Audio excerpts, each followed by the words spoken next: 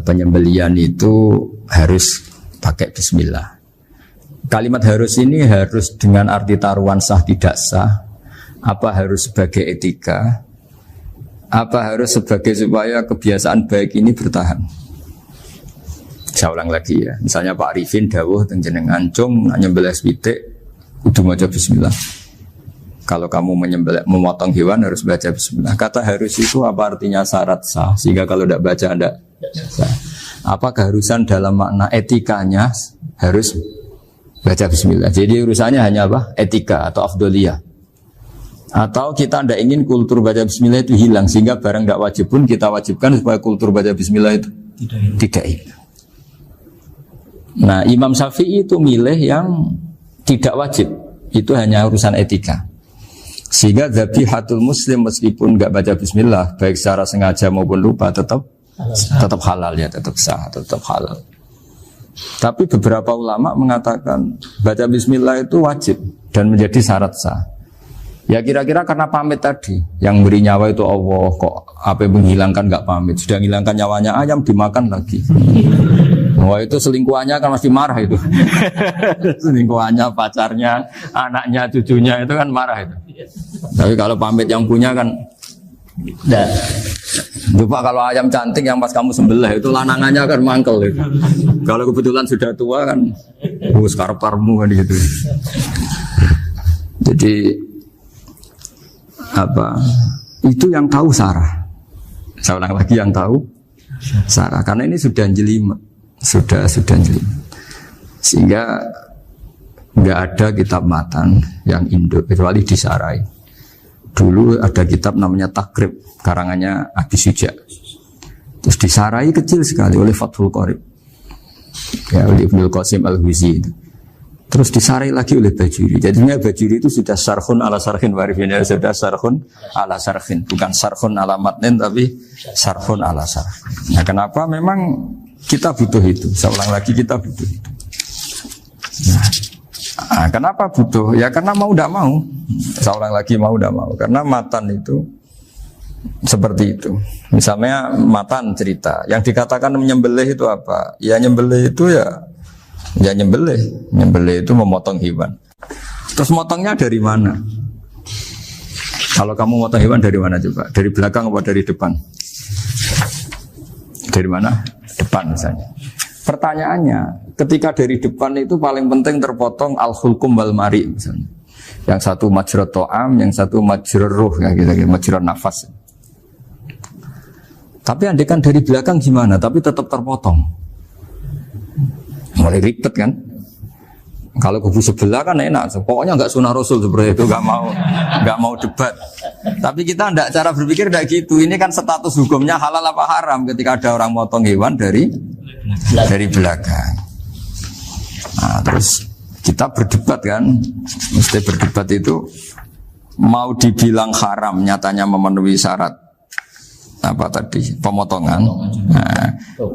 Hukumnya kena, amarinya kena. Mau dibilang halal, jangan-jangan pitiknya sudah pingsan, sudah mati karena dogrok-ogrok dari belakang. Nah, itu terus ulama debat, kan mungkin juga.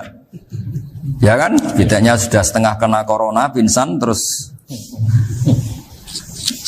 Ya kan, sudah pingsan terus digorok. Nah seperti ini mau tidak mau kita harus detail.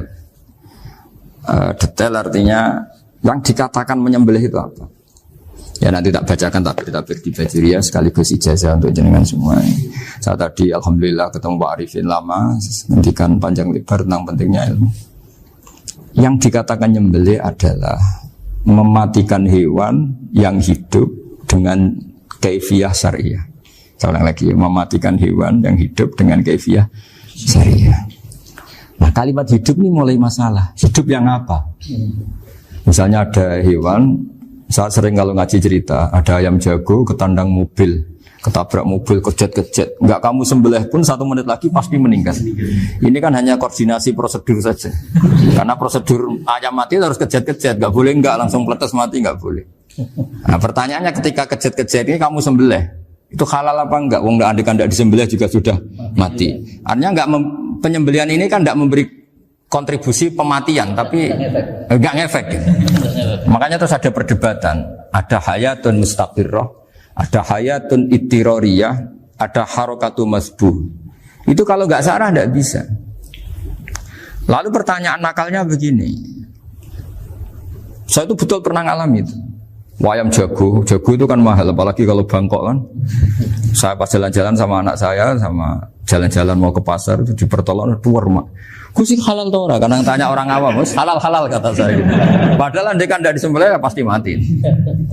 Suatu saat ada yang mengkonfirmasi lagi. Saya bilang kalau kiai ya tidak pantas makan ayam gitu, tapi kalau kamu tidak kiai ya pantas saja. Daripada rata halal lo geremeng eman kan ribet. Nah sebetulnya itu dalam mazhab Syafi'i itu tidak halal karena dia sudah tidak punya hayatun mustaqirrah. Karena tadi setengah menit lagi atau 1 menit lagi pasti mati. Kan dia belum mati karena koordinasi Israel saja tetap yang nyambil itu. Tetap kan nggak segampang itu kan, tetap prosedur apa? Jalankan SOP. SOP-nya harus ada. Nggak boleh mati selonang-selonang itu, nggak boleh. Tetap ada SOP kata Warikun ada SOP. Beliau kalau sama saya bisa guyon kalau. Nah, tapi misalnya nanti pertanyaan, tapi dalam mazhab Maliki itu diabaikan. Hayat mustaqirrah, hayat ittirariyah, hayat itu diabaikan. Cara berpikir Imam Malik lebih matematis. Kalau nggak disembelih itu matinya berapa menit? 1 menit lagi. Gara-gara disembelih dia mati sekarang. Berarti eksekutornya ya peso itu. Ya berarti peso itu memenuhi kriteria mematikan sesuatu yang masih hidup, hewan yang hidup dengan cara syar'i. Jadi andai kan ada rapat malaikat, matinya karena apa? Karena peso apa karena kecelakaan? Karena peso. Ya kan? Ya. Karena kalau nggak tanpa peso nunggu 1 menit, gara-gara disembelih langsung jadi sekarang. Nah karena hukum halal ini yang menarik dan menguntungkan. Di bab ini orang jadi Malikiyah semua. Mana maksudnya ya? Jadi kita ini sebetulnya Syafi'i pecundang gitu. Syafi'i partai politik. Jadi kalau sedang tidak menguntungkan ya kata siapa kita Syafi'i banget. Tidak juga itu. Ya, jadi karena tadi ya kalau pada level perdebatan ulama itu ada tadi ya, ada seperti itu, ada hayatun mustaqirrah, ada hayatun ittirariyah, ada harokatul masbuh.